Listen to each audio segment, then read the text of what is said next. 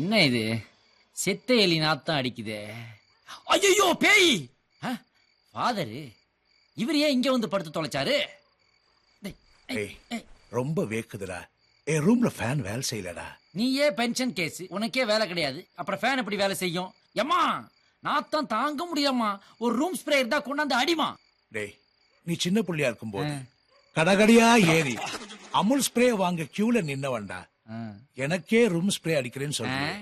இப்ப நீ கிளம்பி போறியா இல்ல நான் பேகான் ஸ்ப்ரே அடிச்சிட்டு சாகட்டுமா?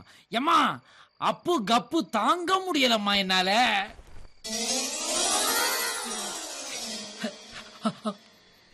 சார் சார், இந்த சென்ன பட்டணத்துல எனக்கு ஹெல்ப் பண்ண முதல் மனுஷன் நீங்க தான் சார். ரொம்ப தேங்க்ஸ் சார். நோ மனுஷன், உங்க கைய கொஞ்சம் கொடுங்க சார். கைய கொடுங்க சார், கொடுங்க சார்.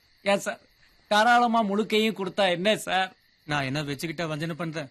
என்ன சார் சொல்றீங்க நீங்க? இருக்கிறதே அவ்வளவுதான் சார். அப்படின்னா அப்பா தங்களை அன்புடன் வரவேற்குது. எங்கடா வரவேற்குது? பணத்தோட வந்த என்ன பாவாடையோட நிறுத்திருச்சுடா இந்த சென்ன பட்டணம்.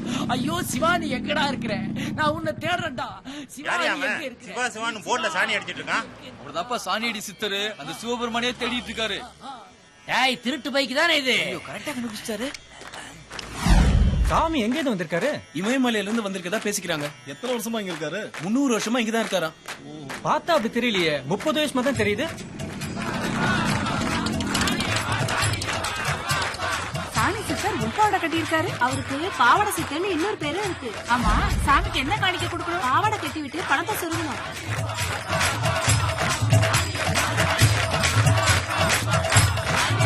காணிக்க சொல்லுங்க, காணிக்க சொல்லுங்க, காணிக்க.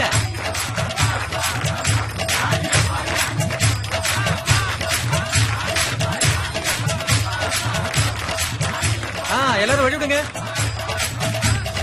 வழிவிடுங்க.